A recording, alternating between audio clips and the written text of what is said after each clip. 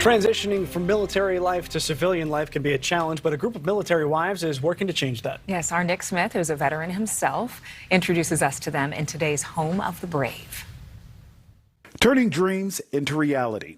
Hope for the Warriors is making an impact on the lives of post-9/11 service members and their families. The organization was founded in 2006 by a group of military wives stationed at Marine Corps Base Camp Lejeune in North Carolina. These women saw firsthand the impact military service had on veterans and their families. Hope for the Warriors includes a list of programs ranging from veteran and military spouse scholarships, job placement assistance, and the Warriors Wish program, an initiative that grants deserving veterans a one-time wish to help them achieve a personal or professional goal. Since its launch, Hope for the Warriors has expanded across the country, serving more than 40,000 veterans. Let's bring in Hope for the Warriors President and CEO Robin Kelleher, along with Kevin Bittenbender, a U.S. Army veteran and recipient of the Warriors Wish program. Robin, we will start with you. What are the biggest challenges for these veterans that Hope for the Warriors addresses? So the biggest challenge really is about the transition, and it can be very individualized, it can be very different for each service member and certainly their families as well. As we know that transition is a part of military life, but it is a big change to go from being in the service to being in the civilian world. Kevin, running a marathon is a bit of a nightmare for me. But even after a double leg amputation, you wanted to run a marathon, and this organization helped that become a reality. How did Hope for the Warriors make that happen?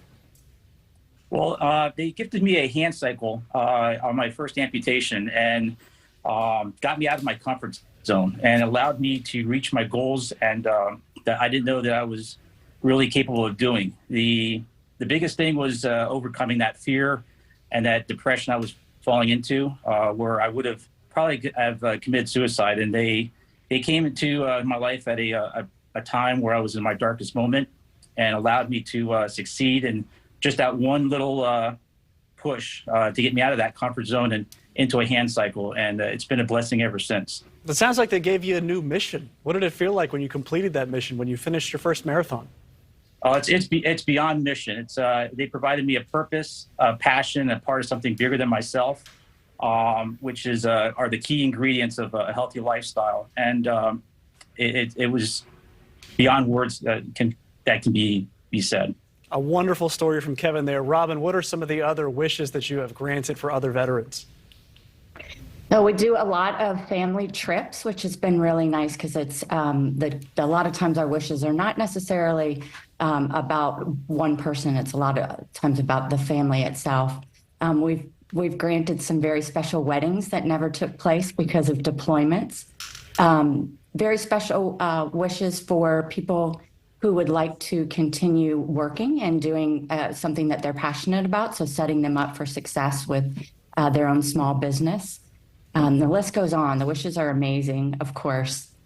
Now, Robin, I know you said that military spouses, this sort of organization came out of military spouses wanting to help, wanting to get involved here. So what role do military spouses play in the lives of both active duty service members and veterans? So military spouses are obviously on the ground at home, taking care of the family, really supporting their community. And so this was just a special way for everyone to get to be involved and to really impact and address the needs in our community at that time and continuing to address the needs. The beauty of Hope is that having military spouses on staff, we are able to grow the organization to the locations that we need to be in. We love hiring military spouses. They are part of our growth strategy. And not only that, but as Kevin said, all of the elements that helped him are things that we understand as military families. So that's why we're able to provide those kinds of programs, because we understand what the needs are. And Kevin, one more question before we go. We got about 30 seconds here, but you mentioned that they caught you when you were at your lowest and darkest time. What's your life like now? Is it better? A lot better, tenfold better. And a lot of that is because of Hope for the Warriors. They've reintegrated my family into their rehabilitation program, per se. They got me closer to my wife, my daughter, with programs that are beyond words. They offer the outings, hunting trip, and again, it incorporates the family, the foundation of family. And I think that's one of the biggest things that's missing from a lot of our veteran organizations, that it's just solely focused on the warrior and not the family. And Hope for the Warriors includes the family. Well, thank you for your service, Kevin, and Robin, thank you for what you're doing as well. Thank you both for joining us on Morning in America. For more information on that, you can visit hopeforthewarriors.org. Thank you for watching. Go to newsnationnow.com to find NewsNation on your television provider. And don't forget to click the red subscribe button below to get more of NewsNation's fact-driven, unbiased coverage.